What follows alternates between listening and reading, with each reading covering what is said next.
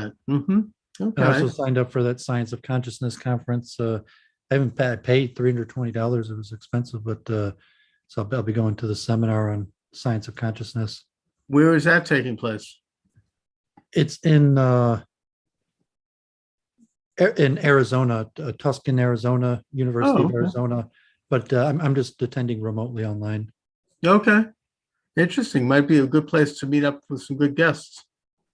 Yeah, the top scientist. There's neuropsychology.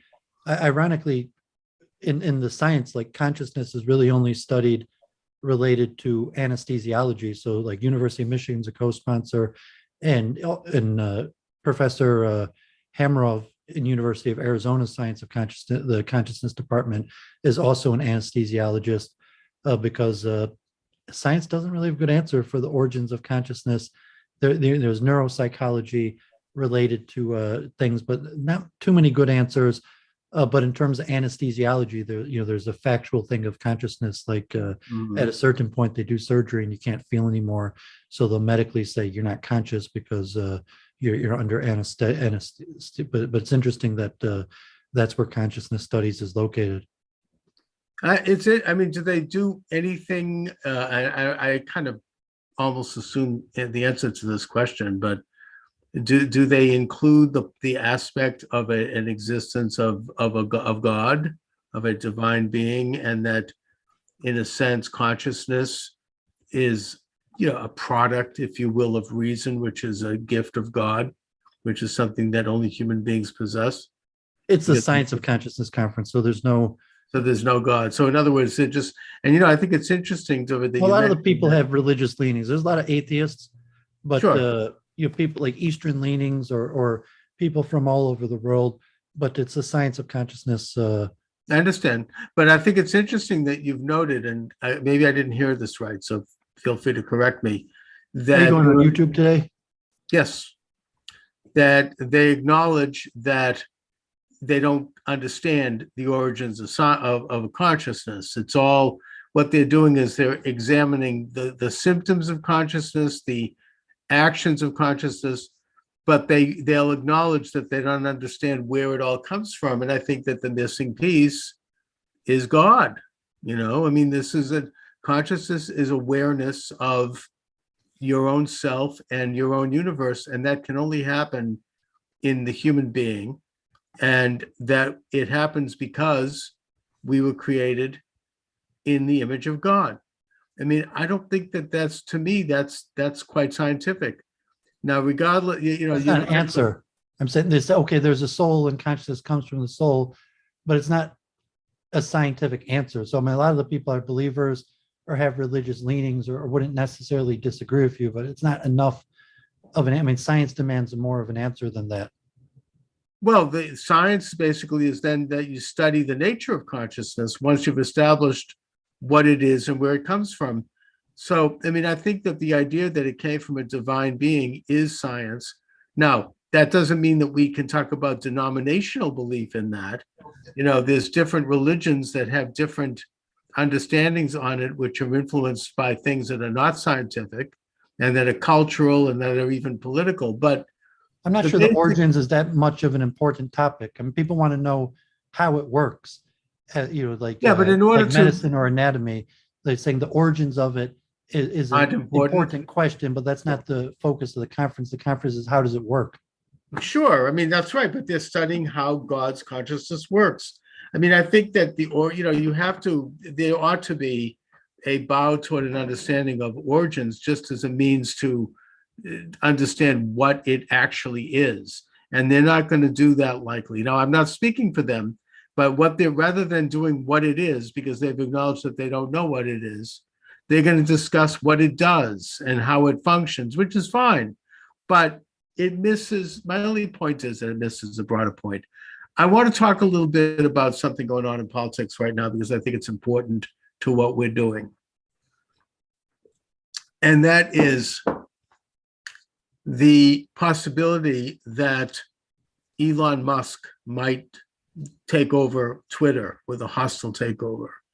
This is a very significant development because it potentially means that this censorship regime is going to come to an end. It could be a crack for the first time since the censorship started. And that started officially, even though it had been going on for about 3 years before, on January 8th of this year, of last year, 2021, when the President of the United States was banned from Twitter. And the reason that given for banning Donald Trump from Twitter was because he had tweeted that he would not be attending the Biden inauguration. So that was that. It was at that point that they felt emboldened enough to do what they'd been planning on doing for probably since he came down the escalator, and what they had done to thousands of opinions that dissented from the establishment view. And that was to either outright ban them or shadow ban them or reduce them. And we're talking about really almost all conservative opinions, including very mainstream opinions like that of Sarah Palin and Breitbart News, which is a significant news outlet. They all had their shadow banning. And I think that if Elon Musk accomplishes this, it's going to be a major crack in the censorship regime that we've had to grapple with this whole year or so. And so I feel hopeful about that.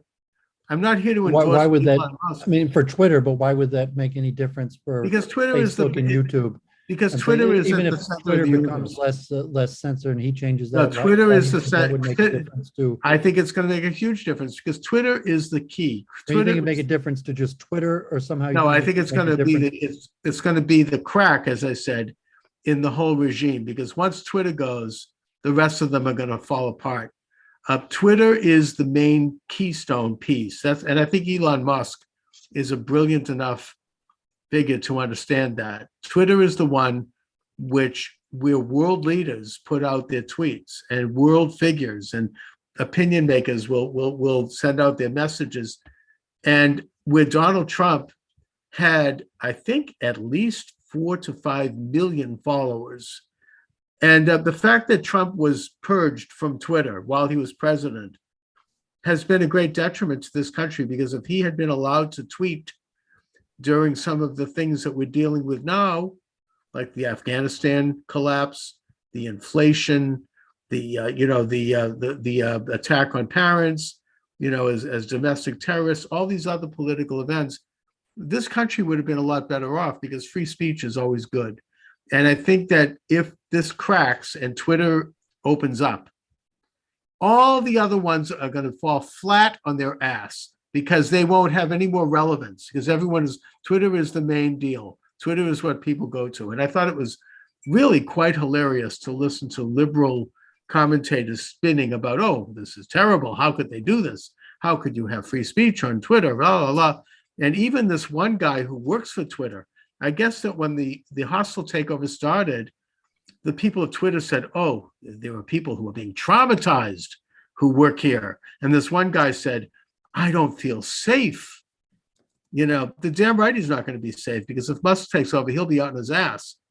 There's going to be a return to freedom at Twitter, and I think it is going to let in the air of freedom. It's going to be a very exciting development. Now, I'm not here to endorse Elon Musk either, because there are some major problems with him.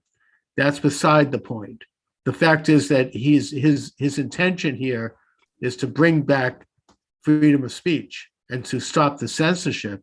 Well, why do you say that? I mean, is there any evidence that he's doing I think he said that. Yep. Or even that he favors free speech, or what makes him want to do even more censorship? There's a lot of evidence of it. He has said this. I don't know if he means it, but I think that Trump is now, my understanding is that Trump's now back on Twitter because of Musk. He's starting to once again. No, it's I think that this has been stated by him, that this is exactly why he's doing it, and this is what he intends to do.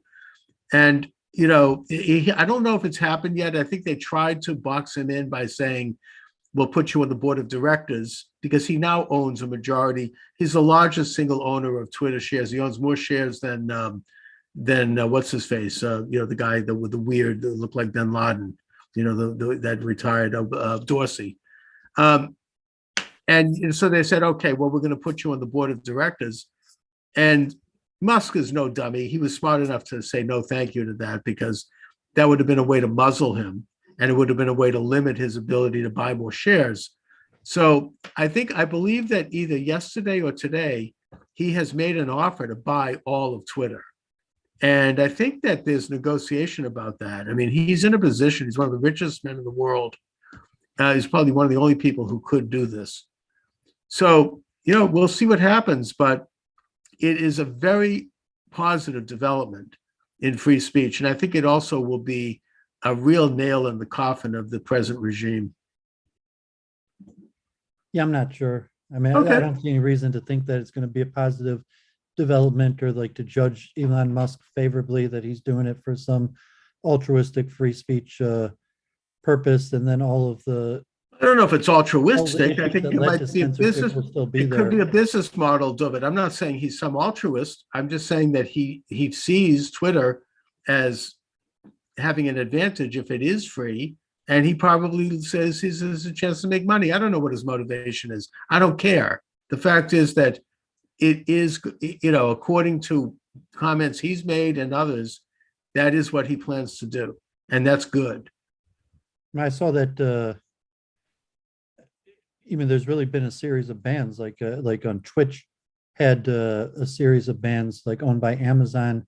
Mhm. YouTube is still striking and banning people just as quickly as Yeah. as ever. And I'm not sure that even if Musk does take a more free speech attitude, that would have any crossover. Oh, it's going to totally wipe it. It'll completely reverse it, because their platforms. bannings will be irrelevant if Twitter's free.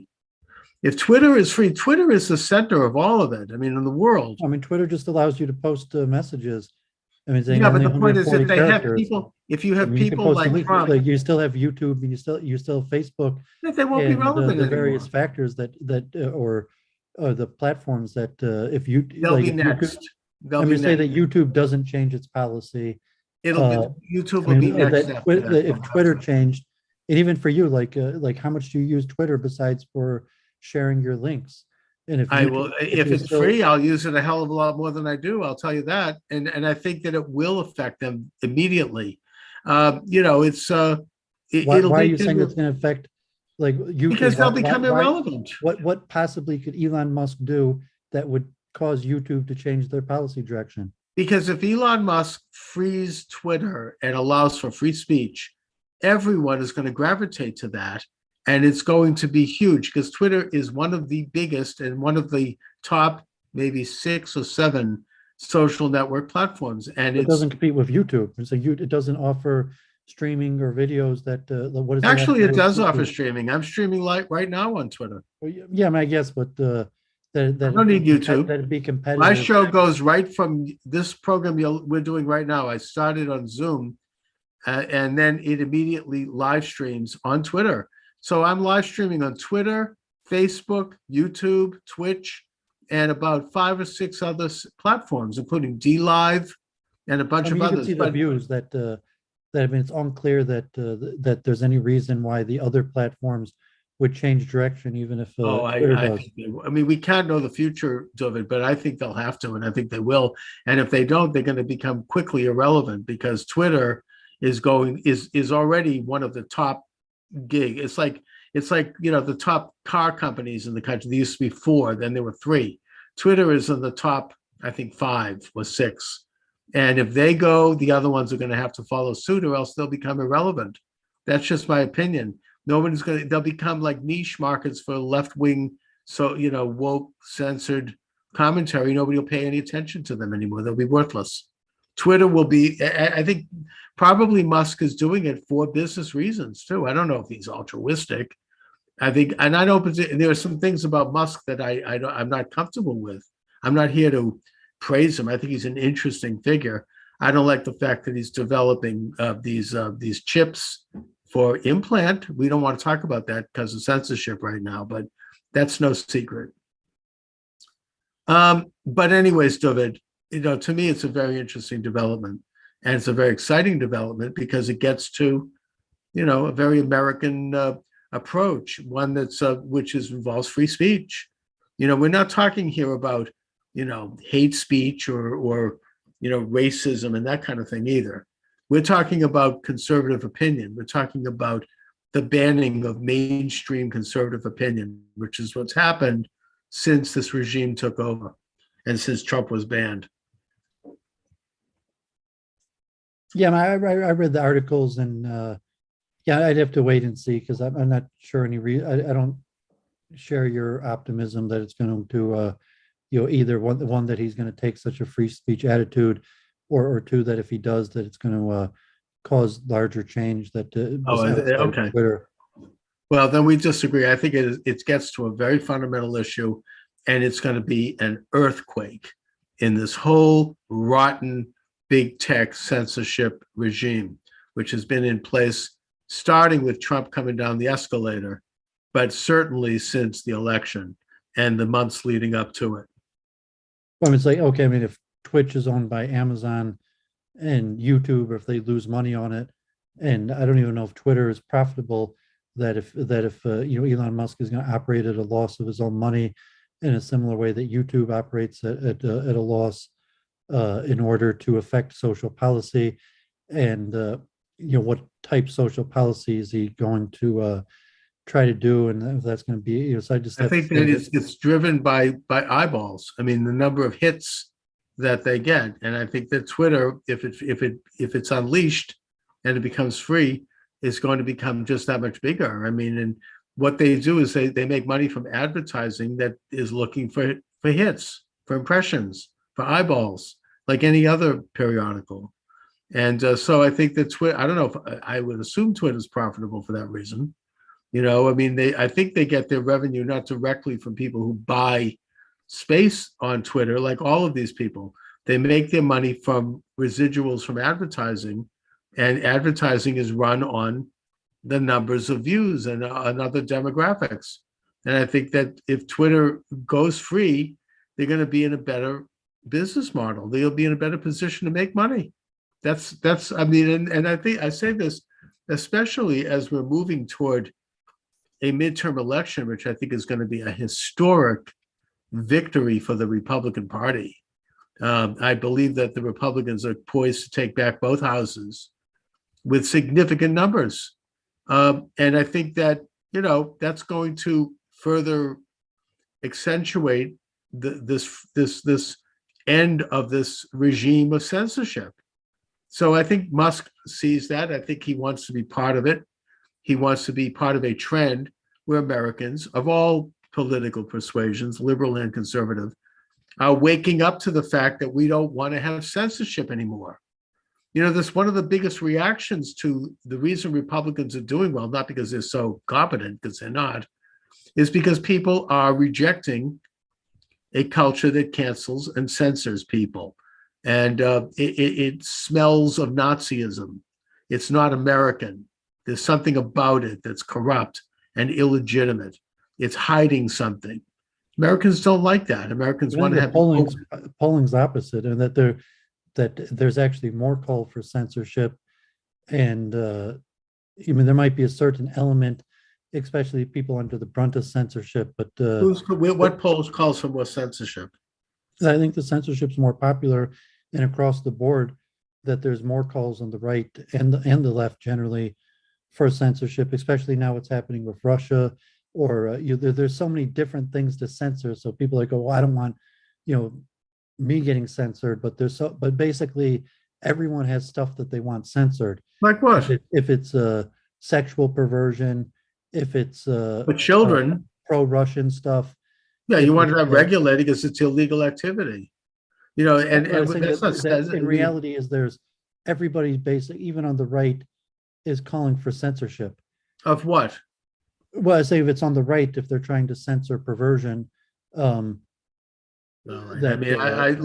think we're talking about two different things here. I mean, the idea of exposing children to explicit sexual material, I guess you could, in the broad sense, say that's censorship. But I don't think that that's the type of censorship that's increased. I think always it's been there. we have, going back to the beginning of our history, Americans generally have sought to protect children's innocence. I mean, that's a given. There's no censorship. The problem It's is not a that, given. I'm saying it's not a given. It's one of the biggest political issues well, it's in America big right now. because, But it's saying you yeah, as but the it's not, conservative party right now is pushing for censorship on this issue. no, it's not because of censorship. It's because of the fact that, as I said, censorship, or I would describe it as protecting the innocence of children, is kind of baked into our system going all the way back to the You days could argue that, but it's a form of censorship. It's a fact. And I'm just saying that And censorship and is that very all they're popular, saying is, we don't and want to even on the have, right, there's a major pushes to not for have sexual censorship. material exposed to children is not censorship of it. I mean, It is I guess, censorship. I say I you mean, could say look, you could say it's valid, good censorship, but it's censorship. all right, And I if there's guess a you could push on the say, left that say they have the right to try to to turn show into a children, kid. to encourage children to have sex change operations. Yes, Look, that they have a right to do that, and they Yeah, have a all right right. to encourage your kid to do that. And if And you say parents no, have a that's right to censorship. say It's we don't want definition it done. censorship, and you're just saying that this censorship is good. What I'm saying, David, And that's is why I'm saying there's calls All for right. censorship across no, the what board. Censorship I'm is not very saying that is, popular. I'm not saying that that's increased. What I'm saying is that that type of censorship has existed in our society since the days of Abraham. I mean, we protect the innocence of our children from explicit materials because they're not yet physically, mentally, emotionally able to understand those matters. That's Not really. something that's, There's wait a not that minute, much wait a protection minute, for David. children. That has always been in place. So So it hasn't. to I think say, you might want it to be in yes, place. it has been in But place. it hasn't. It's really not It in has place now. always been in Well, I place. think it's not in We place have now. always have had, wait a minute, we have always had laws that protect the innocence of our children. And that is not just on sexual matters. Children aren't allowed to buy cigarettes. I mean, you admit that that's Children aren't censorship. allowed to buy booze. Children aren't allowed to carry a gun around. I mean, we have laws that where children are treated differently because they're not mature enough. That's not and to It is censorship. I don't know why you're trying to skip around the point. All right, fine, that that's censorship. You're just saying that that's Uh, a proper, good It's, form of censorship. no, I'm you're saying for. that it is censorship that's always been in a moral society and has always been in this society. And the fact that people are now saying we want to continue with that censorship. And increase it. No, not increase it. Where is it increased if you're saying that, look, having sex change for children was not something that was ever allowed. All of a sudden, you got people who want to do this, and you're saying, no, we have had in place such rules as that we protect children from these things, and we want to continue doing so. It's not increasing it, it's preserving Well, it. it will. I mean, saying because the fact is that the majority of the people on these, Twitter is going to be younger people, and if there's a call to protect younger people from perversion and deviance, it's going to be through censorship. So that's saying censorship is popular across the board from the right to the left, just for different things. All right. I mean, well, let's. I don't even know why you're arguing with something that's such No, I agree. obviously true. Look, Censorship is popular from right to the left, just for different things. No, I agree that there's always been censorship in terms of protecting the innocence of children. That's a given. Now, No, it hasn't, because it's saying you're talking about Twitter, and if you're talking like the fact that there's a bunch of kids on it, and you could say no kids, or at your own risk kids. If you let your kid on Twitter, it's at your own risk. Well, we're not look, going to censor this stuff. If there's people doing deviant stuff on Twitter, that's Mhm. your problem as a parent to keep your kid off of it. But No. instead, the right wants to favor censorship and say you can't put we this stuff started on by here. talking about the, as you say, censorship of children in public schools to protect their innocence from pornography and from other things. That's something, again, and don't interrupt me, I want to make a point. That's something that has been baked into our system since day one, probably baked into any moral system in the world. Now we're shifting from the schools to talk about the Twitter world, and you're saying that I'm contradicting myself if I say that I'm pleased that Twitter is no longer going to censor political opinion. What about, are they going to censor prurient information that might be corrupting to children? And look, my answer to that is that there probably will be, and there even is now, a level of censorship in terms of pornography in the social network. And if Twitter is going to change their policies, I think we have in place, you can correct me if I'm wrong, but there are means by which the internet can have parental controls. You can have, wait a minute, you can, they can do a certain amount of that stuff, but you can have means to, where parents can basically click a button, and then the children can't see that. And I think that's important to have that choice. As far as like pornography, I mean, Twitter now has tons of pornography, so doesn't Facebook, and they have the worst kind. So that's not being censored. And I think that's probably not going to be censored, but you can have means by which it can be regulated so that children don't get access to it. And also there is illegal behavior involved. It's not a matter of censoring. Child pornography is illegal because it's rape. If you have a child that is put in a position like that where they're being sexually exploited, those are laws. I mean, that's illegal activity. So if you're going to run that and show that publicly, you're showing an illegal act. That would be like running a film showing you murder someone. Yeah, you censor. We were arguing about this 2 weeks ago with the Supreme Court nomination Brown, right? Who was soft on punishment for people who were sharing online pornography. That's right. And like that you could see that. I'm just making the point that censorship. And those are people who are charged with crimes. Is very popular across the board. Yeah, but just for different issues. No, it's not. It's that you're basically showing people engaging in criminal activity. Is it censorship to film somebody robbing a bank?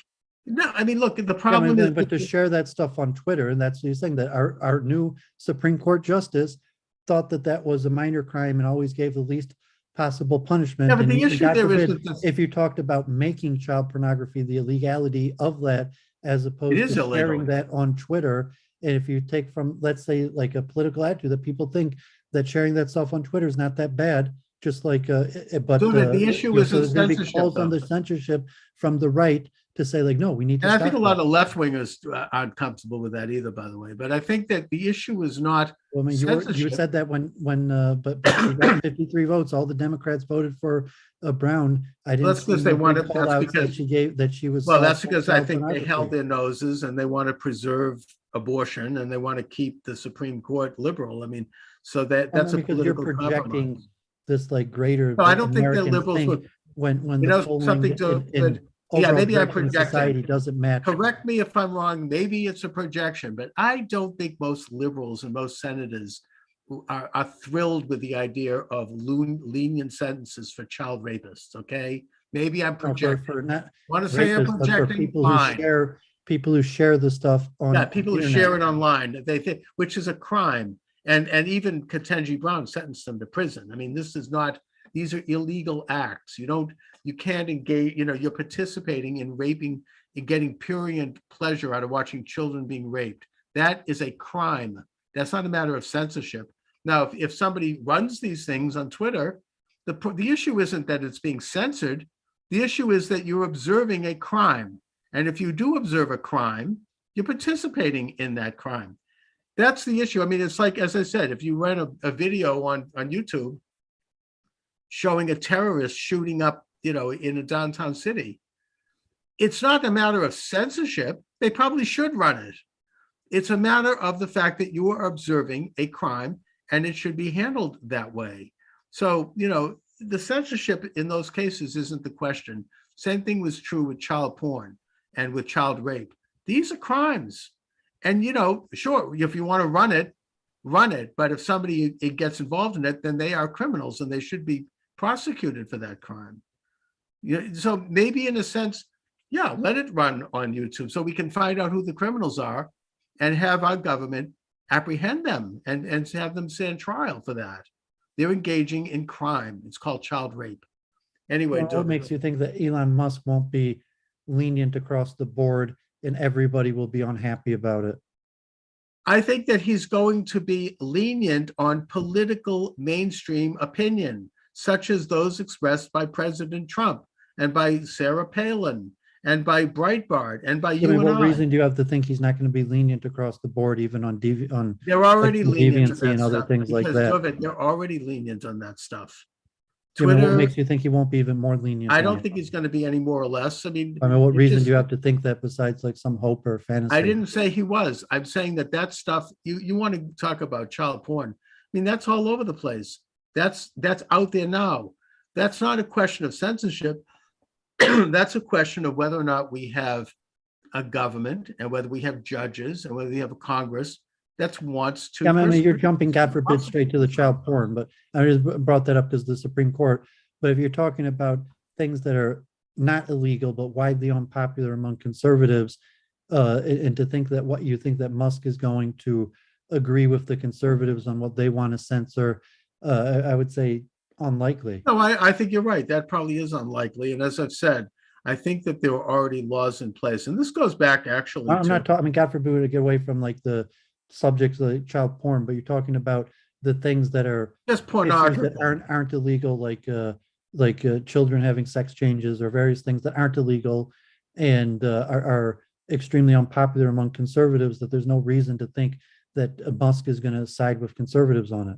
Probably not. And that he'll be You're talking about unpopular people who across want the to argue board. that children should get sex change, that should be on, it's probably already is on Facebook. I mean, I don't, No, I'm I saying, don't- well, I'm saying what makes in you fact, I think know it that, is. There's what makes you websites that think promote that it. Musk is going to take a conservative outlook on that? I don't think he will, but it will, and he probably, I'm not saying he should or shouldn't.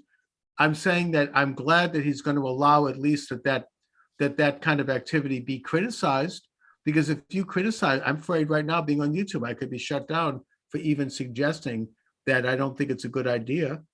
That will not be censored. The stuff itself is there anyways. Let it be there. Let it debate in the public square. Somebody thinks it's a great idea to lop off a child's penis. Fine. Let them come up on Twitter. Let them have a debate about it, but let the other side have the debate. Right now, the other side is censored. They're called terrorists. The only people that you get to hear about are the people who want to do that kind of surgery on children. That's all. Is it legal? Sure. Fine. Let's have the debate. That's what excites me, David. I don't want to see that banned. If anything, let it be there so we can find out about it. Let's get that up there. Let's see what they're doing. Let's open up the school, the classroom door. Let's promote it, and let's have a debate about it in public. I've only used Twitter to share my stuff, like even like, President Trump and his like tens of thousands of tweets. I never once looked at them. Oh, they were brilliant. Conversations. Like, is that really gonna say if it's just a matter? And like, have you ever been censored just for sharing your podcast? You're yes, saying I have. all of a sudden you're going to be on Twitter arguing with people and sending out tweets now that like you're not scared of censorship. So that's right. Arguing with like Ilhan Omar and tweeting her now that you're not scared anymore. Yes, I am. Let's take her on and let's debate and have a public discourse. Yeah, I've only used Twitter just to like inform people that like I'm going to be streaming. I mean, a few times like I argued with Jay Dyer about Freemasonry. Like we put back a few tweets on that, but that was like a few years ago. But like no, I've never got in these arguments. I'm not sure how much. That's your business. The point is that there are people, I consider myself among them, who want to go out into the public forum and debate issues that I believe affect our society, that affect me, that affect others I know, and I want to have influence and I want to debate people. If somebody wants to, on my Twitter, most of my stuff are anti-Semitic trolls, and saying that like even people arguing, let them be debated, random tweets, and even if it's like God forbid like horrific anti-Semitic stuff, you're saying okay, Twitter purged when they did that last purge. I lost like 30 of my followers, 40 of my followers. Yeah, and I'm against 10%, that. I mean, and most of those were basically like anti-Semitic trolls that like said horrible things. And like I know Canada just is looking to passing or already did Holocaust denial to make it illegal. But Twitter could go back. Canada actually is talking about setting up a board of like overseers to decide which media, if you want to be in media, you have to get a certificate. Well, I mean, our video last week, saying we had some anti-Semitic troll like in the comments, and okay, sure, whatever. But saying like, I think we're going to get more of that. Well, David, I think that's probably they more have to violence. They have to be taken. No, I don't think it's going to be. if somebody's engaging in actively advocating violence, that's crime. That's a crime. That's a crime. That's like advocating, child rape. It goes into that category. Those are crimes. If somebody's going to go on to Twitter and say, I want to kill somebody, I want to do X, Y, and Z, those are crimes. I mean, this is what Supreme Court Justice Oliver Wendell Holmes was talking about when he said that, freedom of speech is checked by somebody who yells fire at a Saying that you crowded do it theater. within anonymity, and if they're going to have some sort of verified way, or people are going to be able to get around it, or No, you know, that's what something exactly does it mean to make a threat? And even by the way, post last that week conservative, was very weak. It wouldn't have been in a no, legal form of a threat. conservative outlets like Getter and Parler and, the alternative social networks, they actually do a much better job than Twitter and Facebook in terms of stopping that kind of speech, because it's advocating criminality. That's advocating subversion, sedition, and murder. You can't go on. As I said, Oliver Wendell Holmes said, freedom of speech is checked by yelling fire in a crowded theater. You can't go out, and freedom of speech doesn't mean you can go out and call for somebody to be, harm done to a person. You could probably, God forbid, they could they could say to gas us, and that's probably that's not a crime. No, it's not. I mean, saying that it's not a legally reasonable threat, that it's a criminal incitement to violence. That Yes, it is. a form of. Yes, it is. If somebody's saying that a group of people should be gassed, they're advocating an outright illegal activity. They're violating a person's right to freedom and to safety. I mean, you can't go out. That would be like saying, I'm maybe going into hate speech, but no, I'm saying happens all the time. I've never seen someone. It's criminal speech. Hate speech, that's another line to be crossed. The thing is that if you're advocating for violent, seditious activity, of any form, then you're advocating for criminal actions. I mean, that's in the Constitution. I mean, you could describe that in the Constitution as an advocate for treason, because you're advocating to overthrow the government, to overthrow the social order through violence. There are laws against that. There were laws put in place. The Smith Act of 1950 outlawed that element of the Communist Party, because they said that the Communist Party is calling for the violent overthrow of the United States. Now, if a political party has opinions that I despise, then that's freedom of speech. But if they are involved in a subversive agenda to overthrow the free government, or to overthrow, or to engage in those kinds of crimes, to rob a bank, to do something that is illegal, then that's something that we don't live in. This isn't an anarchy. We can't have, that kind of thing. In a sense, the problem, the locus of the problem is not the speech itself. Let them come up and say it. Then they can be charged with a crime. The problem is that they're advocating criminal activity. We can't have bin Laden going on YouTube, which I think that there was some of that, and saying, I'm going to blow up, buildings and that sort of thing. Those are crimes. You had a whole bunch of Middle Eastern, or I forget the name of the person that had all those videos that had recruited those people. Yeah, and those are crimes of it. I mean, the guy that just held hostages, held a synagogue hostage in Texas, he was putting stuff up on YouTube that indicated it's Russia now that, Elon Musk is anti-Russia. If Russia's recruiting support, or even if Ukraine, that or Khomeini's on Twitter, or these various things, that I was saying censorship is extremely popular. Almost all parties are calling for some form of censorship. It's going to be fair enough. They're calling for the censoring of things that are recognized as crimes by governments through their elected representatives. We have a Congress, we have state legislators, we have local aldermen who debate and pass laws making certain. Twitter's international. I showed these report that, they said it was actually Russia, but like over 90% of the anti-Semitic posts on social media were coming from Russia, or at least Russian speaking. If it can be revealed, if someone's putting a bunch of stuff, gas, or like us, and say, but really it's coming from another country, and there's no legal remedy besides for censorship.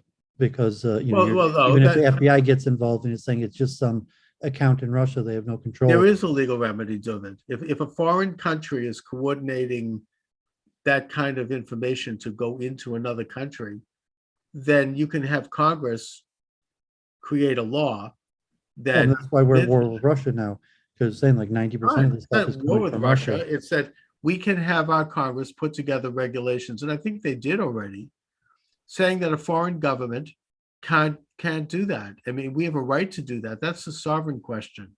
Russia Well, doesn't we're have a trying, right. but I think now we're at war with Russia, or at least Not proxy war with war. well, maybe we are at war with Russia. The point, not in the kinetic sense, but in the Even area of just like the Trump cyber. stuff, but I was saying just like I saw the reports going back years ago that like 90% of the anti-Semitic content is coming from Russia. Yeah, and that I think can be addressed by our Congress. If you have a Well, foreign I'm saying it power, can't be. I'm saying we've known this for Yes, it years. It can. can't be. They've known about it. They haven't been able to do anything. they haven't had the will to do it, but they should do it. If you have a foreign government, I'm saying that's largely harboring- why we're going to proxy war against Russia, because we know they're doing this. We don't even know it's them or the government. We just know it's coming from Russia. coming from Russia, well, that's a reasonable. Even thing to Putin, stop. tried. He said Putin himself said it could be Jews. He was saying there's a lot of. That's what Putin when he said there's a lot of Russian-speaking Jews. It could be, but the point is that that's something that a sovereign government has a right to stop. If you have foreign Try to elements, stop. it can be stopped. I mean, if they can censor conservative opinion, why can't they censor Russian, information pouring in, or Chinese? Because they don't know where it's coming from. They keep on making it new. There's one thing trolling. I mean, if Putin has an account and like to get rid of Putin, but to get rid of countless small spam accounts that say awful things, you can't stop it because they just keep on opening up new ones. You can't stop it altogether, but I think it could be reduced. But I haven't had any luck. I'm saying it's been known for years. Well, then how are they censoring conservative opinion in the United States? Because you're censoring a known factual person. So if you had to re-enter as like some false anonymous identity, I get you're saying censored. that's not going to help you. If Trump has to open up keep on opening up new accounts, He'd get not gonna- censored. he's Yes. not going to. But saying the trolling or the negativity, you don't need to have one large account in central platform. No, you don't. You can have people who set up it, but if I set up an anonymous account, I would be sensitive of it. I'm not saying that because I know this, but I'm saying it because I have more than casual information. Yeah, but I'm saying you about could that. set up a new anonymous account every And you day. get censored again every day. The point is, it's not a perfect system, but that is something that the internet can do. If people are going to set up anonymous accounts, if they're not going to put their name on it, that's something that that's not really so much an issue of free speech. When you have free speech, you have to know who the speaker is. That's my big I don't know objection. about you. Like I get calls to my cell phone from like China, and like I don't even know what they're saying. There's like a pickup and it's some voice speaking Chinese, and I don't. I mean, I don't. Maybe it's something. I mean, signed this up is for, the maybe big it's some problem I sort of- have with QAnon and with Anonymous. We don't know who was behind it, so I can't trust that. And it's not legitimate. I mean, Well, there's a lot of reasons why there's going to be more calls for censorship and like a free for all. Yeah, I mean, I don't think it's war calls. I think that stuff already is. There are already laws in place going way back that censor that type of thing where you have anonymous people. That's like, if somebody smears you or libels, it goes back to libel and slander, then, and they're doing it without revealing who they are. That I think is a crime. I think that adds to the crime. And I think there Also, already isn't have Elon been. Musk on the left? I have no idea where he is. The point, and I don't support some of the things he's doing, but I do Like think that environmental stuff or socialist stuff. Or probably, why not? I'm on the left on some of those issues. I mean, I tend to be somewhat green on the environment, frankly. we spent at the whole least show by these talking about things. Elon Musk, but yeah, I guess we'll just have to wait and see. Like, Yeah. I'm not. I didn't have any. I saw the news and I didn't have any reason to think it was going to be good news. I think And it's wait and see. And I think it's very exciting news. I mean, we'll wait, as you say, we'll have to wait and see. I don't know if he's actually pulled it off yet either, but he is one of the few people in the world that is in a position to do something like this because he's so wealthy. And I think that if he does it, it's going to be an extraordinary development. David, what else is going on? Anything interesting happening in Israel, or Yeah, I I mean, mean, there's are you ready? Are you getting ready for your Seder tomorrow? yeah, I have all my stuff ready, and I guess Are you I'm are just you gonna be going to by are you going myself. to a Seder this year, or are you doing it by Zoom? Well, I'm just gonna make a Seder myself, just me and myself. Just So alone? No I have all family, the no stuff ready. friends? I What cleaned my about house. the Chabad house? I mean, is there anybody you can go to? Well, Since I you have could, a but Seder I'm just gonna make by myself. It wasn't. okay. I guess happy being Both owner. nights, just alone? Yeah, I mean, I have everything set up. I got my matzahs. I cleaned my I house. understand. It's just it should be a Seder is like with people. That's all. I mean, it's a kind of a communal thing. You know, it's not. I mean, it's just in general. I mean, I'm speaking generally here. Doesn't mean Yeah, you I mean, can't. since COVID, yeah, I haven't really got back in. And I mean, if I had a family, it's a time to be around your family. My I mean, parents even are. synagogues. Most synagogues have Seders for people. I mean, I remember one year my wife and my family were away, and I had no Seder, and I ended up deciding I went to a synagogue and had Yeah, a I mean, Seder. there's stuff like that. I'm just gonna do it myself. That was I fun. It get. was a good one. Yeah, I don't feel like being part of some, just random public event. Okay. But All right. so I mean, I saw that. I mean, God forbid that. I mean, there was the New York subway shooting, but there was some weird violence in New Jersey this week. There was both African American.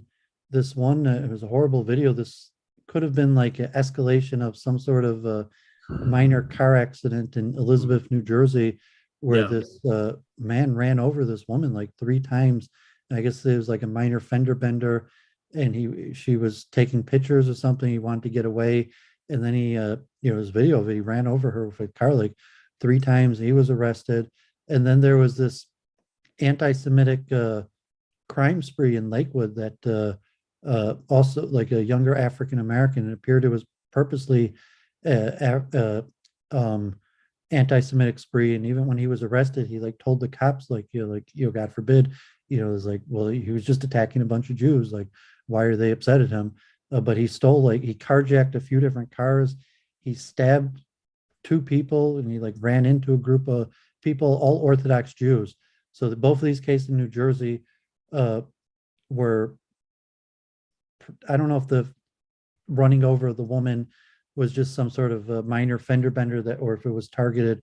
But so that was minorly disturbing, and it's unclear. The news isn't really covering it, especially because they're African American against Jewish crime. But I mean, the one case that like the statement that the guy, when he was arrested, was like shocked that he was being arrested because he thought that he would be able to tell the police that he was just attacking Jews. Is this the guy in Brooklyn? No, both of these were in New Jersey. That was in Oh, Lakewood. okay. Well, Because I Elizabeth, know New Jersey, and Lakewood. The one in Brooklyn, he also made anti-Semitic comments, and he was into some kind of a That weird one's like unclear. Yeah, I mean, he black. made statements about the Holocaust, and I mean, I don't even call him He like seemed to even be like into some kind of philo-Semitic that he said black, like, like a racial supremacy, and he was going on. He even attacked Ketanji Brown Jackson for being married to a white man. I mean, he yeah, had he like claimed that like if that he thought there was going to be a Holocaust against blacks, and he yeah, made a that bunch there's a of race war. He was calling for race war, weird and he's statements. calling for Unclear. black people to pick up a gun. I mean, it was pretty troubling. Yeah, I don't know if they're just sweep it under the rug and it'll disappear from the news as Oh, I think God it forbid. will. I mean, can you imagine if God forbid, that had been a Trump supporter, we would have never heard the end of it. I mean, I'm just waiting, especially as the midterms come up. Well, I mean, Oh just the my news. God, Yeah, I mean, people in terms of would have had voting. Rachel Maddow. You know, we now see, by the way, the implosion of this whole Whitmer kidnapping story. I'm sure you've been following that. Two of the Yeah, guys have been acquitted. Two of the other guys have a hung jury. More than half of the people involved were FBI assets. And we may recall that after that story broke in the news in October of 2020, you had all the major media and certainly the left, people like Rachel Maddow and everybody, day after day after day, like Chinese water torture. This is a Trump thing. These people are, even Biden himself made a comment about that. yeah, I mean, it's during These elections, people are, and Trump, yeah, Trump I led mean, those this lock was her up used. chant, and they tried to directly tie that to which So, turned out, we now know a year later, and the media is not covering it, that the whole thing was false. But the thing is that was, I mean, I would describe that as a hoax. Now you see, if you follow the testimony, that you had these FBI agents find these kind of ne'er-do-wells in a bar, and they would get them to talk, and they would say, provoke them, and they would, press buttons and get them to say stuff, which they would tape. And the whole thing appears to have been nothing but a setup by the FBI. I wonder if there'll ever be any accountability for that. And the thing is, it was then grabbed by and used by the media to try to attack President Trump and all of his followers. It was held up as a mirror, where they held up, this is what you are, you guys. And I personally think the same thing happened with the so-called insurrection. This is all you. And in fact, we now know that these people were assets of the FBI, and that the whole friggin' thing was a setup. yeah, It was all society is meant to collapsing, and discredit. these democratic ploys to get people to the ballot. Yeah, exactly. You know, That's part of, especially I maybe mean, African Americans. You're oh, trying to yeah. get high. And I wouldn't be Probably going to surprised. backfire. I So, I mean, wouldn't be meanwhile, our surprised if they country's try another collapsing, one crime's as we going approach up. the midterm. Because, I mean, even recently, there was this thing in Washington where they were going to have like a protest, I mean, like an anniversary of the insurrection protest. And the media was pumping this up. You heard Rachel Maddow and all these, oh, this is, the right wing are going to, once again, with violence. And nobody showed up. A few people showed up, and there were people at the Gateway Pundit that took some videos and pictures. And you saw these guys standing around with their khaki pants and their well-pressed shirts and their whiffles and their little earpieces and their identical watches. I mean, they are, and their dark aviator glasses. They looked like FBI agents. I mean, the whole thing, and you disappeared from the news. I think there's be more apathy for 2022. I mean, the political people. No. follow You know it, but something? generally It's among the going to US, be a bloodbath for the Democrats, and I think that well, I it could be, hate but to. it'll probably be low voter turnout, and it's probably going to be larger No. Conservatives are apathy gonna crawl through across the board. Conservatives will crawl through glass to vote on this election, and I just worry that something could happen between, as we approach, that might get people's, it's like an event. Well, and God forbid, I wouldn't be surprised if violence and things like this keep on increasing. That saying Yeah, that but a it's lot going of to be, things in are other gonna words, happen. when It's I probably say, just going to be, when I say something will happen, I mean, there's going to be a frame up like what happened with the Whitmer kidnapping or something like that, where they're going to suddenly say, you see, this is what conservatives are. They're violent. That's all. I mean, and I only bring this up in the context well, of equipment. This crazy man was on the left, but he was he mentioned. was, but I Mayor only bring that Allen because by if he name. had been conservative, which is not likely. I'm but saying that there could be anti-governmental violence. So violence is increasing, crime is increasing. Yeah, but not from the That right. there could be anti-governmental violence. God forbid, it wouldn't be Not from the right. surprising. I don't think so. I mean, I don't think it'd be, but you never and know. if it is, and if you see it from the right, you better watch and see what's behind that. And if Well, there's you never know. But agitators. I mean, it's on Israel that there's been a lot of IDF activity. They cracked down. Like, I guess last week there was a lot of stuff that happened, and they cracked down. There's been a lot of police activity. There's been a lot of Palestinians killed in the action. Right. Just today, like I said, the week before, they said that there were 15 attacks that were foiled. So this week was similar, where there's been a lot of attacks foiled. There's been a lot of increased pressure. There's been violence in terms of within Palestinian areas, and it's looking bad. Like Passover's coming, like this week, like thank God, I guess we were lucky, and but it's pretty tense. It is. Although the Ramadan, the violence around the Jerusalem and the old city has quieted down. I mean, that Ramadan people are praying by Al-Aqsa, and this week there was very little rioting, and so that it's possible that Ramadan Passover is a big holiday, Easter also. So I mean, God forbid, the IDF Israel's on high alert. They're used to that, like they know. But so it's possible the holiday will go through, God willing, with nothing major. But you're just like the U.S., like you just pick up the news and it's not surprising, and you've expelled this, the Jewish, the stuff, you know, saying those stories in New Jersey weren't really covered, you know, saying, No, you know, black on Jewish violence doesn't get covered. doesn't get coverage. And so Neither the does scary neither thing does for, Black on Asian violence. well, I mean, But the scary thing if for it was, Jews is would be a uptick in black on Jewish violence, and saying like election, and there's really no way to remedy that with elections, because there's no not to mention Republican black on presence. black violence, it's not covered. But Well, believe I me, mean, if because it we had live been in a black Trump supporter, communities, and holy there's man. no, you know, there are neighbors, basically. We live in majority black areas. So that, like, I think the biggest worry to the Jewish community in would be breakdowns in the black Jewish relations, because those are neighbors. And if we're going to face violence, it's most likely to come from our black neighbors, as we saw this week.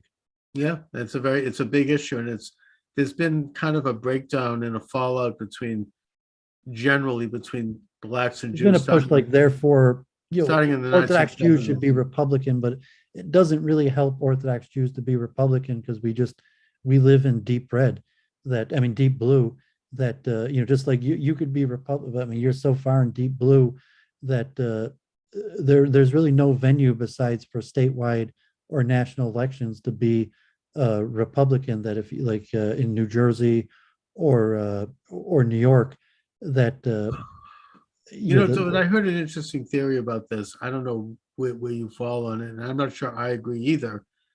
But there has been an increase in crime over this past year, maybe year and a half. huge. I And mean, like yeah, 800%, like it's like huge. You know, and that maybe one of the unprecedented. causes of it is that in the 1990s, the Clinton administration, of all people, were very tough on crime. They put together like 3 strike laws. They put together a lot of very tough anti-crime legislation, and Bill Clinton actually led the way on Well, we that, need Eric along Adams. with I'm Newt saying, like, Gingrich. we're New And the Yorkers. result of that was that you did have, and I'm not here to endorse this, but there was an increase in prison population. There was an increase in convictions for violent crimes. You had district attorneys who were prosecuting violent crimes and putting people away, and that crime dropped in this country across the board through starting in the late 1990s. And now here we are, 2000, 2001, it's coming back, and it's a very complex subject. There's a lot of reasons for this. There's COVID, there's dislocations. You know, I'm not trying to be simplistic here. But we have to speak in simple terms. The theory is that the reason it's coming back is because a lot of these laws are being sunsetted. You have district attorneys who are not prosecuting criminals. You have the drop in bail down to some of these criminals were out on bail for like very low numbers. And so thus we have an increase in crime. Now, I'm not a criminologist. It's a very complex question, but it seems to be an interesting thing to think about, you know? Well, I mean, that's why it's unfortunate that we're deep in blue, and you know, if you're especially Orthodox Jew or just Jewish in general, like where there's no way to get out of the blue area. And you know, I mean, the biggest story of the news this week, especially in Michigan, but I think even nationwide, was in Michigan, Grand Rapids, this cop that shot a black man What was the deal with by that? I mean, I heard about that. I don't even know exactly if it was an accident or if he was. I mean, he was resisting arrest, but if he was shot grabbing the taser, and if he fired by accident, or it's not even clear exactly what happened. But I mean, he was resisting arrest and he grabbed his taser, and he ended up shot in the head. And that's the biggest story, I think, in the nation right now. It is. And you know, not, one of the things that comes out of that I think is interesting is that police, and it was one of the positive reforms that I think came out of the Ferguson, Missouri, Michael Brown incident, is that police departments have police wear body cams. And at first there was, oh wait, this is a terrible interference in privacy, but it's actually turned out to be, I think, a pretty good idea. I think in this case, the wrestling with the person, his body cam got turned off. Oh, okay. But the thing that's been good about it, first of all, it has, I think, moderated police behavior in that they don't want to be seen as doing something that's too overly aggressive or racist. I think it's been good for that.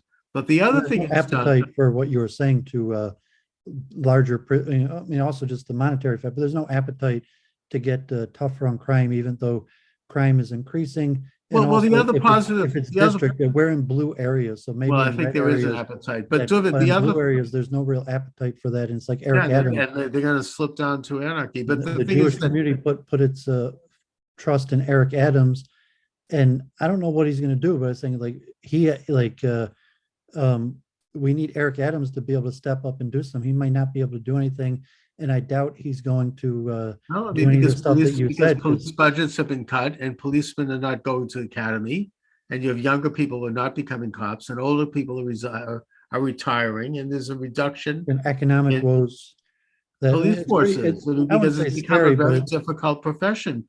But David, my point with body cams is that another positive thing that's come out of it is that there are cases around the country where police are accused of racism. And because they had a body cam and they went to court, the body cam showed that they were not racist. It was nothing to do with race, and that those cases have been thrown out. So the body cam has been a double-edged sword. On the one hand, it probably has reduced such situations because the police doesn't want to be recorded doing that.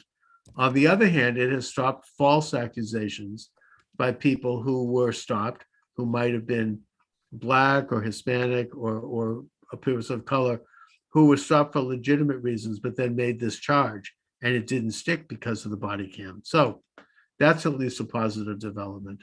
But yeah, I mean, policemen, since the defund the police movement, which was a result of the George Floyd death, you have police who have been denigrated by Black Lives Matter and other groups. They're retiring. They don't need this anymore. They're younger people are not going to police academy. Their enrollments are dropping. It's become it's a difficult enough job as it is when you go out and you're risking your life and it can be a very nasty job. But to have this kind of public scorn and opprobrium and mocking and anger, not to mention the police that are being killed by people involved with Black Lives Matter, including this guy in Brooklyn. This is partially why crime is going up, because there aren't enough police. They're not going to, they're like, oh, to hell with it. I'm going to, not only is my job is dangerous, but I'm going to be accused of racism. I'm going to lose my reputation. The hell with it. I'm not going in there.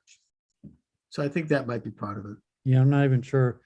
Even if the Republicans win big, they're not going to win big in our areas. I'm not And sure it's about unclear that. that they're going to be able to do anything to change the I'm not direction sure of about crime. that, because if you have your areas, as you call them, which are seeing an uptick in crimes at all levels, there could be a very serious reaction against these corrupt Democrat machines that have been running those big cities since the 1960s. It's But Chief Craig possible. in Michigan, actually I saw Lena Epstein that ran for Congress. She's running for University of Michigan Regent, but backing Chief Craig, former Detroit police chief, running as a Republican for governor against Whitmer. But How's he even doing? he's polling decently, so like Yeah, that. and this Even is ahead only of, the beginning. The point is, so that people, but I'm not even sure. Like even if he won as a Republican and governor, if he's going to be able to do anything about it. why not? If he wins and he has a mandate to act, why wouldn't he do something about it? Yeah, I guess I'm just skeptical, and I guess you just there's so mentioned much you can do, but I think that he damn well will do something about it if that's what he's running on and he wins. Yeah, I mean, if that's kind of a no-brainer. Yeah, he'll do something about it. Yeah, they'll get tough on crime. Look at Giuliani did it in New York City. That's the only issue he ran on when he ran for mayor of New York back in the 90s, and he did make a big difference in New York City. He had a strategy to reduce crime. I mean, they did it. They got together. They would have a weekly meeting where they would basically say, we're going to target this neighborhood. we haven't stop and frisk, which And they went out and they arrested people, and it reduced crime. And New York was safe. I mean, no one's running on stop and frisk. Doesn't matter how it's done. The point is people Well, want it to does. It's stop like, the that's use. what worked. It was stop and frisk, but it's like no one's running on that. They And may the not, but African American communities would probably rather have higher crime, no, I don't think even so. at this level, than stop and frisk. No, I doubt it. Well, maybe not that particular way, but the point is they don't want higher crime.